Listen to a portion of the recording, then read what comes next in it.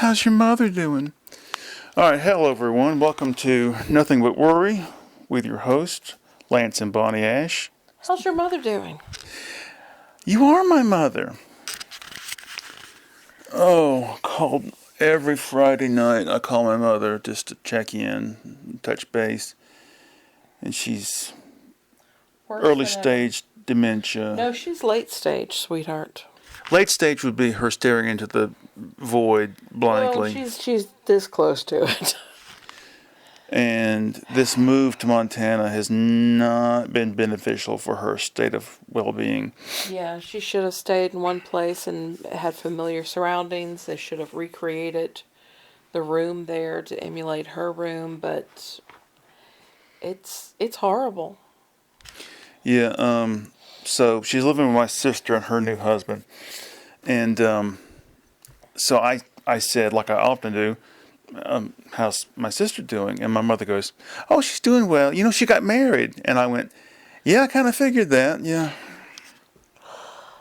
Yeah, that's what the last 2 years have been about, Jane. Getting married to a Trumpist and moving to the Great American Redoubt. So, well, let's go over a few things. I've been on vacation all week, and let me tell you something. It has been glorious because I have freed from the shackles of the workplace. My mind has become...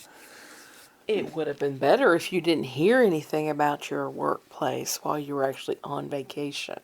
Yeah, well, Because that intruded in your vacation and really put a damper. it did for a damper on second, the but you day. know, I just think it was rude as fuck.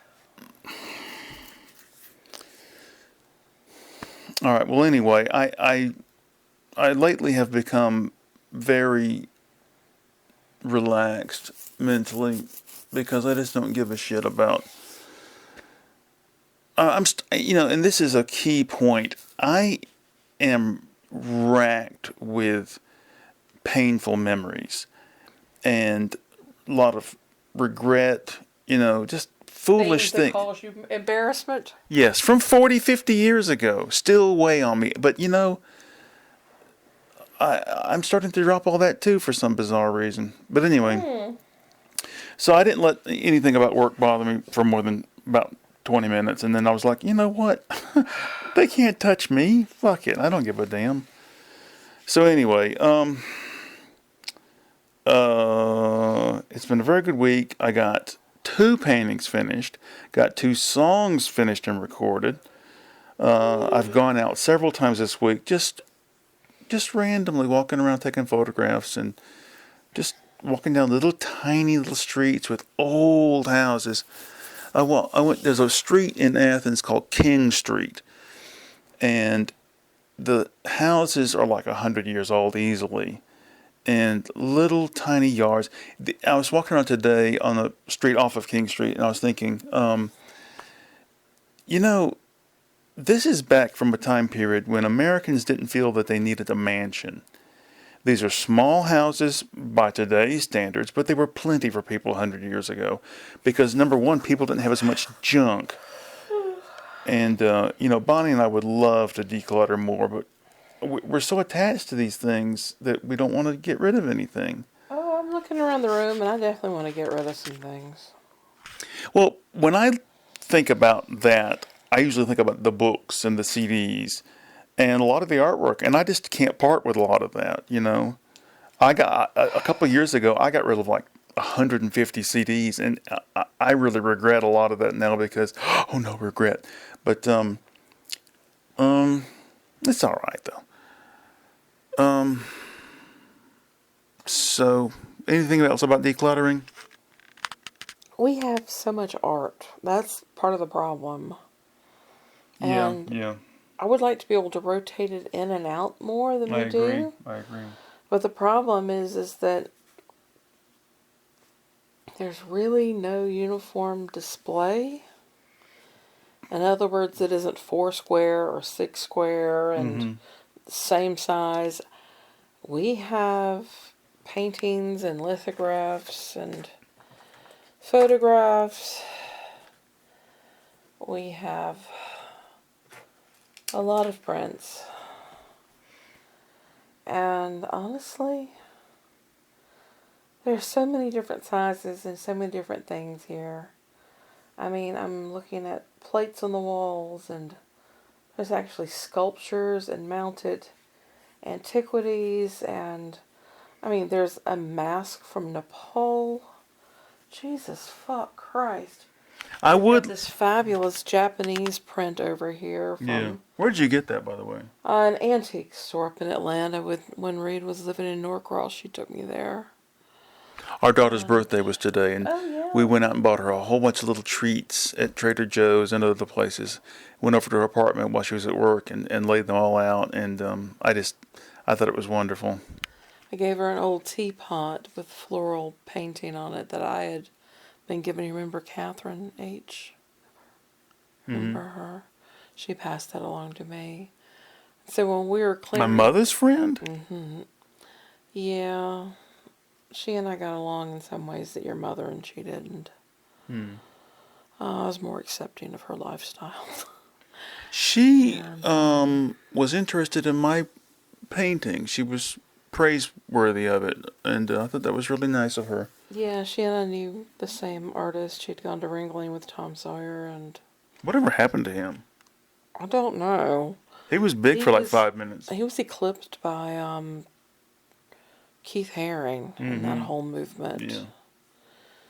And I remember Tanya was thrilled that she was friends with him or she knew him. yeah, he wasn't her type. But we gave her that pot that Catherine had given me, and we filled it up with a triple bouquet of flowers. And then I gave her a serving bowl that matches some enamelware pots that I'd given her a while back. A pretty cream color enamelware with floral design on it. And we filled that up with food goodies. Then I added things to her freezer and to her fridge. And we bought croissants and put them under the glass. And it was just a nice little display of things for her to come home to. Well, talking about the artwork on the walls, Oh, here. the thing is, I don't want to get to the point where, well, that's always been in that spot. I'd like to rotate stuff out, but I know what a pain in the ass it is. Yeah, like that It would- Venice print was over here, and now it's up there, and now, honestly, I don't care. We've got that great Paris print over there that I'd like to keep, but we also have a bullfighting print from Spain that I'd like to bring out. I'd like to put up some framed examples of my work. We have framed examples of your work. I know, but I mean, it's different We've got things. a collage here, and then we've got one of your prints, and then we have a, is the self-portrait still there? And then a couple of your abstracts. And I've got photographs here. What would help if we had those slats that you attach to the wall, and then you can just hang things from them at a uniform. You said you didn't like those. I don't like them. I don't like them, but that's pretty much the only way you're going to get, because otherwise you're going to make 1,000 holes in the walls. Well, the cool thing is we've got art from very small, unknown artist.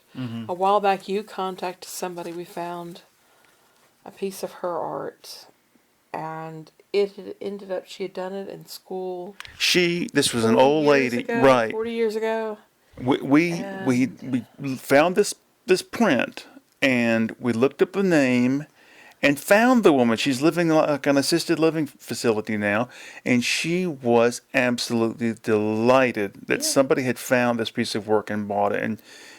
And I just felt so good about contacting her and telling her we bought this thing. So apparently for a while I've been collecting regional artists from the South.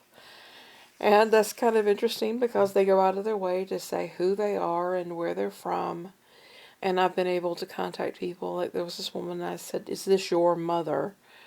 Because she mentioned her profile line. She was the mother of daughter of such and such. And that was really cool. That's in the other room in the library. And then I've got this great piece up here that, again, is a local artist, regional artist rather. And then I've got Tom Hancock, he's from Athens. I've got one of his here and another in the library. And then when we were going through the Book Nook today, I found another one of his pieces that I'd like to rotate in. Doesn't he remind you of, can't think of the actor's name. He was in The Full Monty, and he also played young Robert Hitler. Carlyle? Is that his name? He's a Scottish guy? He was in the Full Monty? He was in The Full Monty. He's been in a lot of stuff. He played Hitler in that horrible miniseries several years ago. I don't know about that, but yeah. He does. He looks just like him. And he's just the nicest guy. And I got the impression he helps take care of his grandkids or something. God, it's weird, isn't it? Yeah, we're all getting so old. But I've mentioned this before. I am fascinated by minor artists. And Hey, look at all that minor art up there on that wall. who did that? Some unknown. Some unknown photographer. There's one of her paintings there, and another one of her paintings there. Listen, I need to get a sip of tea. And another one of her paintings. I'm gonna let this run. I'll be right back. No, just go get your tea. All right, I'm Talk into it. I'm taking the microphone recording device with me as I scratch my dry skin. Hold on a second. Sip this tea.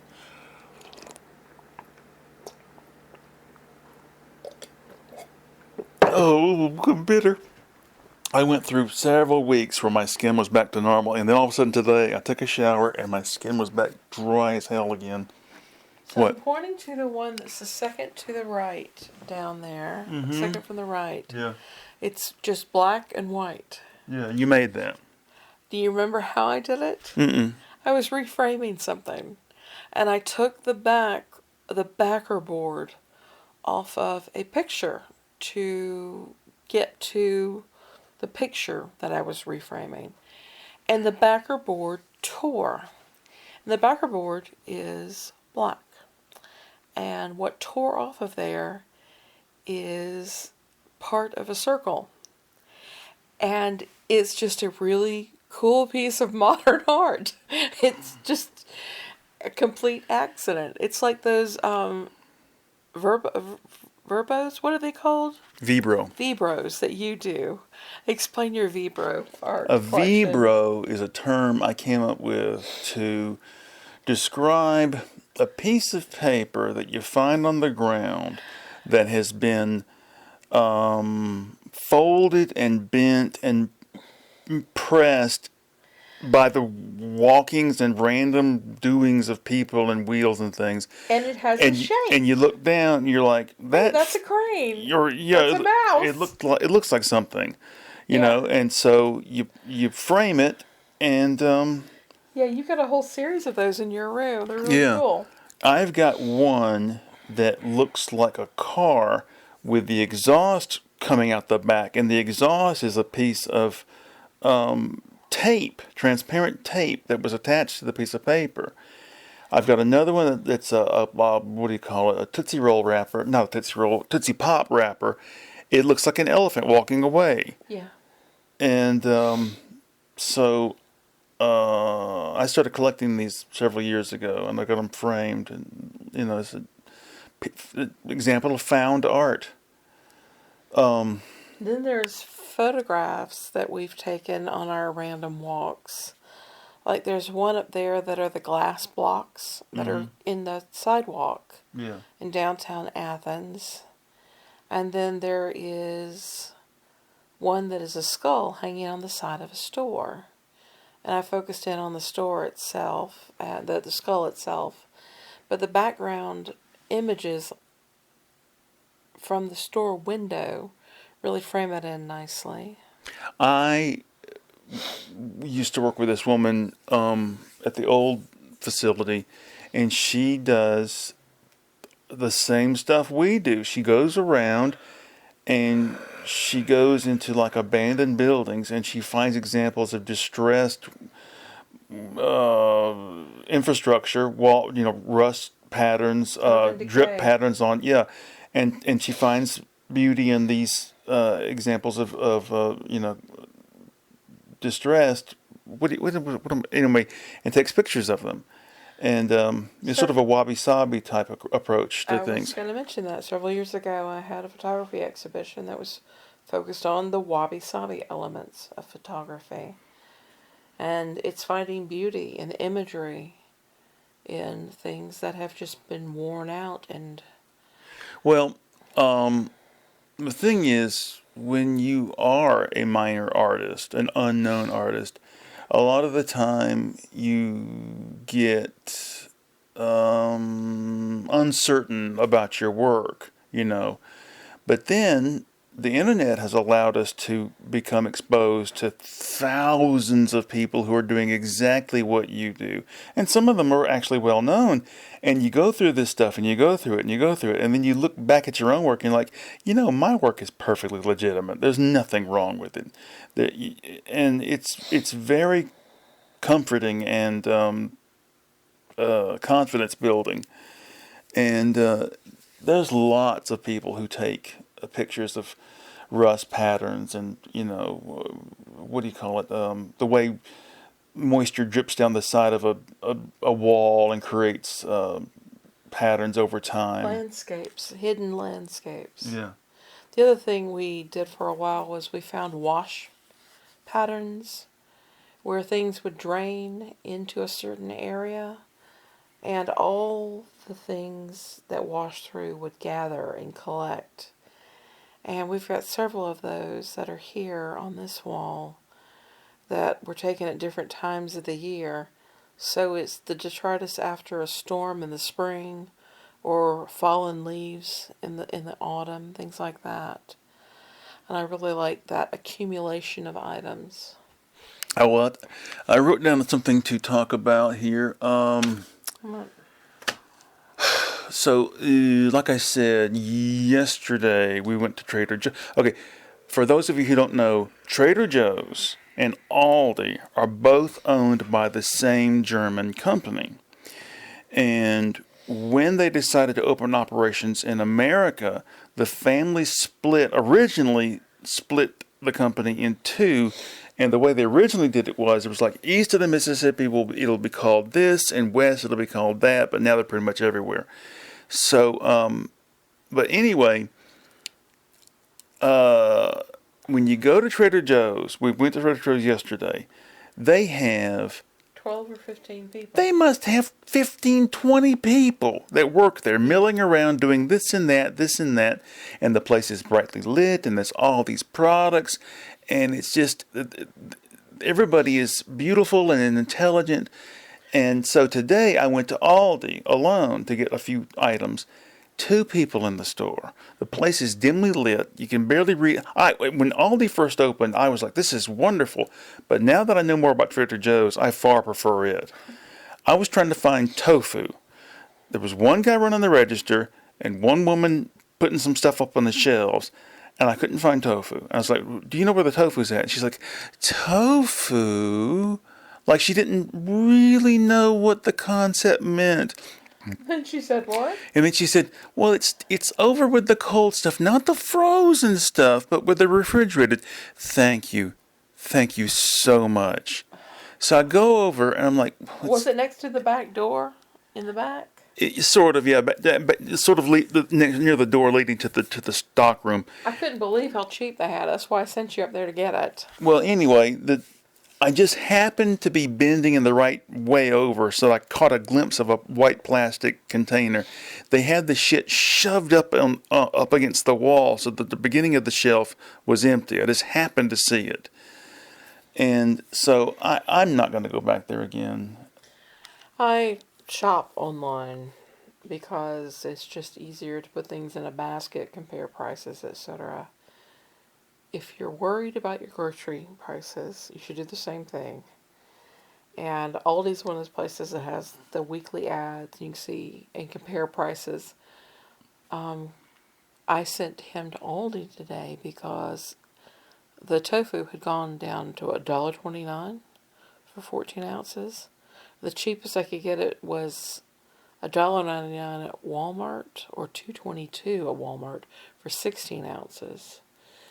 And but food, the prices have gotten outrageous, and I've discovered just how cheap it is to use tofu. And I've been using it and creating things with it that I would normally be buying processed already in the vegan section or vegetarian section. Like I've got a ground beef crumble now recipe and other things. But beans are another thing that you can eat cheaply. We ended up getting 20 pounds of pintos from Walmart for 14 and change. We have been eating beans. That reminds me of haven't something. we? Years ago, when we lived at the old place, I had the wild idea that I was going to grow soybeans and make my own tofu. So I bought a 50-pound bag of soybeans and got it home and realized there is no way in hell that you are going to plow a field, plant soybeans, harvest them, process them into tofu. So we wound up eating soybeans. Until a chair fell over. I had transferred the 50 pounds into this giant glass container. And somehow or another, a chair fell over and hit this glass container, this giant glass container, where it had like 30 pounds left of the beans in it, and the glass shattered. Glass and beans everywhere. And I said, that's it. We're getting rid of them. Because I'm not picking through glass shards. That was a really bad purchase. Yeah.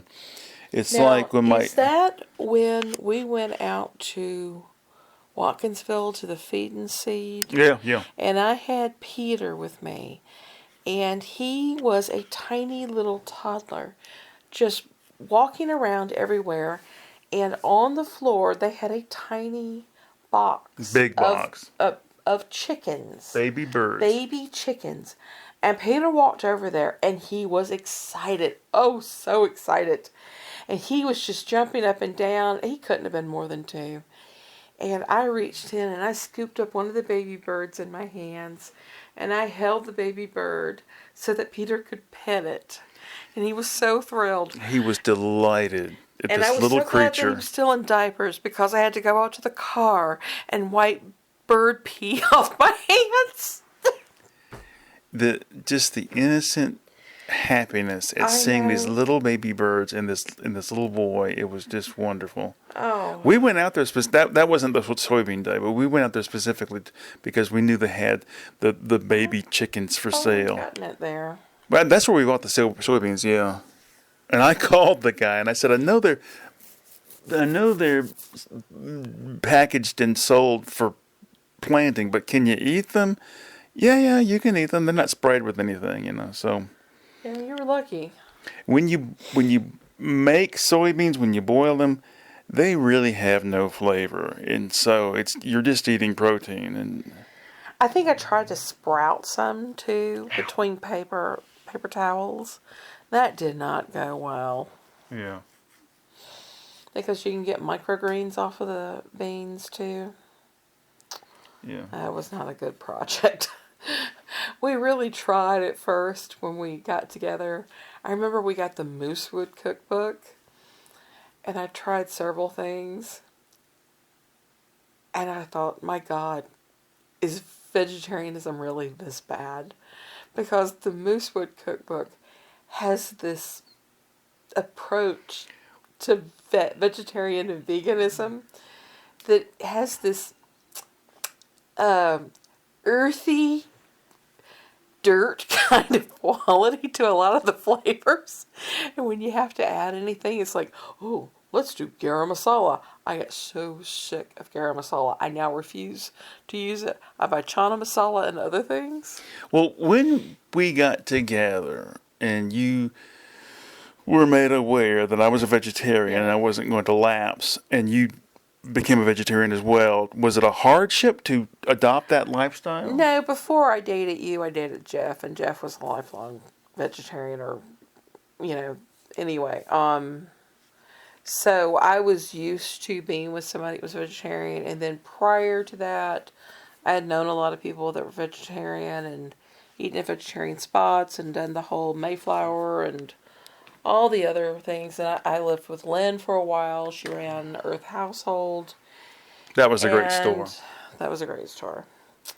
And I was nanny to her kids, and so it wasn't foreign, and I was okay with it because also prior to meeting you, I had gone into third world markets where like goats' heads were sitting there and they were like fish and flies and all that shit. So it really wasn't too much of a stretch for me to go, okay, I'm walking away from meat. Yeah. But I was thinking you about. had a lot of hippy dippy books Hmm. at that point, and I didn't realize that the hippie 70s vegetarianism is not the kind of thing that we do. We do a world, global vegetarianism, you and I. Hmm. And so it really expands the opportunities of what you can eat. And now that vegetarianism has taken off in the US, you can find it in every store. Like I can type in vegan on walmart.com and I have tons of options. And then vegetarian even more. And then the global aisles are in every store now. Hmm. Even Bell's over on Hawthorne has a lot of stuff. They've got the Bob's Mill, all that kind of stuff. Hmm. But it's a lot different than when you and I first got together, and I was very limited to Moosewood and Yeah. 1970s When I first became a vegetarianism. vegetarian, there used to be a health food store downtown Athens called Phoenix. And when I decided to become vegetarian, I decided to, let's really take it seriously. So I went down there and I said, "Do you have a book that's like for beginner vegetarian?" And they gave me the whole grains cookbook. Was that what it's called? We still have it. Something like that. And it gave me a lot of good ideas. And Yeah, that's the thing. It will tell you how to cook the basics, like how to cook buckwheat and quinoa, and then how to preserve things, how to can, store, freeze dry, those kind of things. well, that was the book that one of the things that I think it was a woman who wrote it. She said, when you eat, consider eating the whole plant. Like when you eat a root vegetable, eat the greens with it, as well. So that was a very Except interesting. for things like eggplants, you should never eat them. Right? Yeah. Yeah, you have to learn what not to eat because there are some poisonous greens or poisonous roots. And then there are other things which you can have the whole thing. I was visited my dad a couple of days ago, and he said he had some rutabagas I could have, and I forgot to get them before I left. Rutabagas are really good. I hated them when I was a kid. Ugh. Eh. But now, Oh, Lord. it's funny. Even as a kid, I liked asparagus and broccoli. I always did. When I was a kid, we were talking about this just the other day. When I was a kid, there was this weird notion that you had to cook the living shit out of vegetables. Boil the cabbage all day long. Boil the greens all day long. And you don't have to do that. Bonnie makes collard greens that are they Kashmiri or are they Vietnamese? Yeah, they're cashmere. And they have red chilies in them, and they're just flavorful and just, you could just eat a bucket load of them. Now, my grandmother made green beans fresh out of the garden, and she did cook them a good bit, but you could eat a mountain of them. They were unbelievably good. I could eat some green beans right now. The problem is we can't find any good ones right now. They're not in season. You and I just need to grow some, quite honestly. Yeah, yeah. We're seriously thinking about starting a garden up again. It's been years. Up on the hill, on the terrace there between where we live now and where my parents used to live up on the hill, we long time ago they used to have the wire, the post with the wire set up so you could grow green beans. and they would harvest green beans every day. Oh, yeah. And it was just a source of food for weeks on end. And then you could preserve them. And I wish we had. You know what's really cool is there are beans that you just leave on the vine and let them dry. Mm-hmm. So they dry in the shells. A number of years ago, we grew those chilies that way. Yeah, yeah. It was a drought. You year. still got some of those from years ago. No, I don't. No. You used them up? We used them up. We used them up ages ago. But I still go into the market and buy. I use the plastic bag. I put it over my hand, grab a huge handful, and turn the bag inside out, and then bring them home. And I have a basket that's dedicated to drying chilies. When I was Leave them out for a week or two, and they fully dry. And I put them in a jar with a cloth over the top of it, and a rubber band around it. And it keeps them dry. That there's no moisture locked in, but it keeps bugs out by having that cloth over it. When I was a little kid, down the hill where my parents built that big house, that was just a Blackberries. thicket of wild blackberries. And I remember my dad used to have this big flatbed truck, and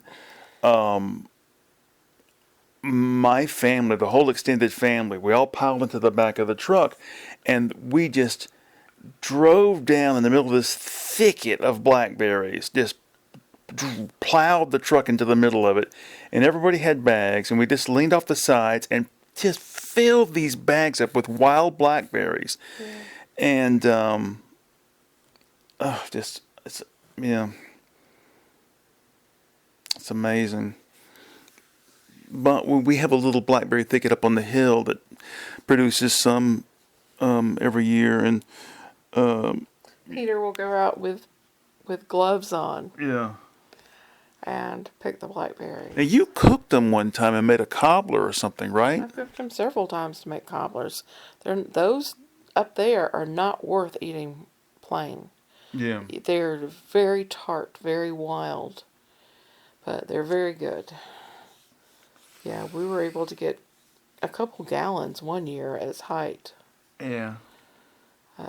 And the figs, that's another thing we need to go out and harvest again this year. I know that those fig trees have gotten so tangled up with Russian olive and vines. I wish I had the time to go out there and just clean the whole mess up. We may end up having to hire Jose and his group to do some work like that this year. When you first moved in with me, those fig trees were still clean around the base. Yeah, we used to have a little and I would go out there. I would go out there with a big metal pan, and I would go, okay, I'm gonna pick 100 figs. Yep, I remember and then the refrigerator would be full of figs. I love the idea of free food that just grows on your property. Go out there and harvest it. We've got pomegranate bush out there we haven't touched in years. We used to have a cherry tree.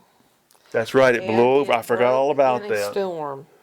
That's right. And I remember going out there, and I had never had cherries properly. I'd only ever had the nasty ass maraschinos. I'd never had them fresh. Mm-hmm. I went out there, and I was like, oh my God, these are really good. So I went through, and I took off the stems and the pits, and I put them in a blender and made some kind of smoothie with them. And it was so good. The only time cherries are worth a damn is when they're like that, fresh off the tree, because otherwise they taste nasty. I can't stand those nasty maraschino cherries. Now, black cherries are really... I haven't had black cherries straight off of the farm. I've only gotten them at the store before. Yeah. And but anyway... I wish we had blueberries here. That's something we use all the time. There used to be a pick your own... to grow bell peppers this year, because we go through 3-4 bell peppers a week here, and I could use them nearly every day if we had them. I could store them too in the freezer. I was watching. Did you know that they're called green capsicum in Australia? They don't call them bell peppers there. Anyway, So, I'm trying to think what else has happened this week. I've just had such a great time. Just I made a northern bean stew. That was pretty good. it tasted better than it looked, but it was too thick. It was got too really thick, very yeah. quickly. So next time I'm going to modify it and add more broth to it. So that was what I did new this week. I've eaten so much this week. I look fat in the mirror. This morning, I had already eaten some peanut butter pretzels and some cookies and stuff like 4 in the morning or something, 5. And I was still full when Bonnie made this Ramen? it was ramen with cubed tofu marinated in this stuff, and you had some broccoli in there, and you had some soybeans. It needed more of the broth. It needed a little more heat, and it needed a little more salt. It had edamame in it too. So when she made it, she's like, "Come eat the food." I was like, "I'm not really hungry, but I'll eat it." So I went to bed. I was like, "Oh my God, I hope my stomach processes it all this while I'm asleep." What time did you get up and leave? I got up at 1 and left. I didn't get up till 2. And so Because I went back to sleep too, and I just passed the fuck out. I was stunned that by the time I got home from running around town, that I was pretty hungry. Well, I made a fresh batch of homemade spaghetti sauce. That looks good. I'm gonna try some of that later, but not now. It's got a kick to it. I put cayenne in it again. Oh Lord. Our son does not like hot stuff. Oh, but yet he was starving when he got home from his 10-hour shift today. Poor kid.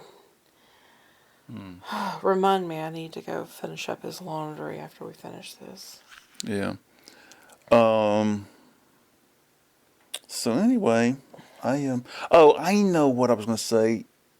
Related to the minor artist thing. For some reason, I've been exposed to some fringe videos on YouTube, and a lot of them are independent films, short films from years and years and years ago. And once again, it's the idea that there's all this stuff out there that you don't have to soak into the mainstream culture. There's all this other stuff, and it doesn't have to be politically involved, either on left or right. A lot of it can just be, whatever. It reminds me, when I was a kid, I was watching, I've been listening to Steel Pole Bathtub lately, and years ago, they have an album that's, the cover art is taken from this short independent film by this filmmaker from years ago.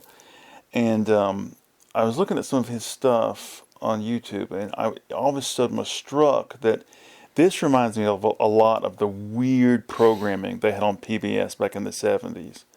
They had a lot of independent films from that time. You know what was cool about the 70s were all the literature books in the public schools at that point, because they had this art in it. It was, yes, and then these independent poets, and they were trying to teach you something or another in the books. I forget what it was. Maybe appreciation of poetry, I don't know. But alongside every poem or story that you would read, there was some sort of art that had been created during that decade.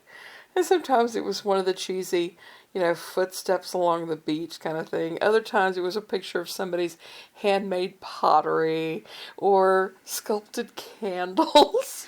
Or like, for instance, a kid on a swing set on a playground, but you don't see the kid, you just see the shadow on the below or something. Yeah.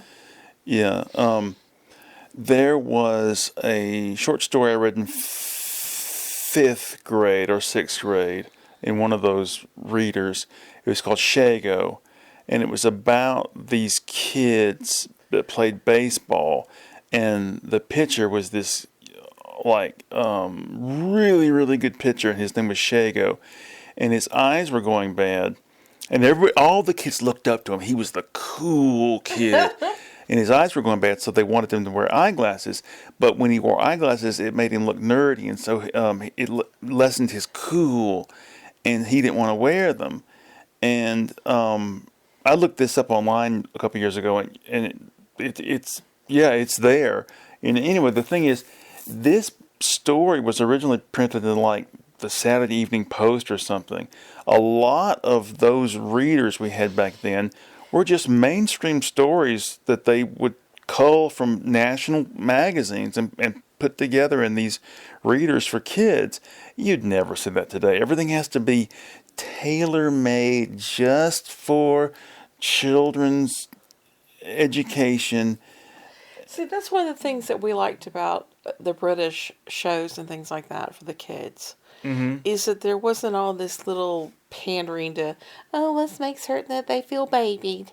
You know, Yeah. The British approach was, oh, he fought it, and now we're going to go down to the train station and take a big. Well, the thing is, trip. I don't like the idea that something is made specifically to be didactic. The thing is, the lesson drawn, or any possible lesson, is then, in the old way to do it was just, we're going to find what lesson could possibly be drawn from this. Because like in the instance of the baseball story, they have you read it, and then they would have questions at the end. Okay, why do you think he felt that way, or how did the other kids, blah blah blah blah blah. And anyway, Definitely a different approach. I would love to find all these old textbooks that we had when we were kids. When I was around 6th grade, 5th grade, we had these vocabulary books that must have been from the early 60s, and they had these just fantastic stylized illustrations in there. One of the stories was like drawn from Bedknobs and Broomsticks, which in the original book form was Broomstick and Bedknob. They reversed the order of the words, and the illustrations were just simple, black and white with one color, like purple or something. And I'd love to find all that stuff. When I was a kid, the rest of the family members, the extended family, Lance likes to read, and so they would like shove off all these weird books on us. And one of them was like college level psychology or psychiatry textbook, and it had all these funky photographs and illustrations in it. I would love to find that thing, and I've looked online and I cannot find it. I don't know what happened to all that stuff. My parents would just get rid of stuff without asking me. All my old National Geographic Worlds, gone. All my old Boys Life magazines, gone. Wait a minute. Didn't you tell me this week you wanted to get rid of our National Geographics? Well, on the one hand I do, on the other hand I don't. What we need is a whole other house so we can put all our other stuff in it. I was thinking just the other day, we need a second refrigerator. Again, we had one for a while. It started to leak, that's why we got rid of it.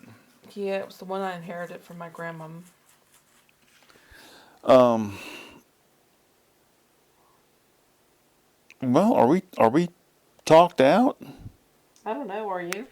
Well, I've got to pee really bad, I know that. Well, I've got to do laundry. Okay, we're going to call it quits, and I'm going to go ahead and make this video and post it. Anything else to add? Nope. Bye. Bye, everyone.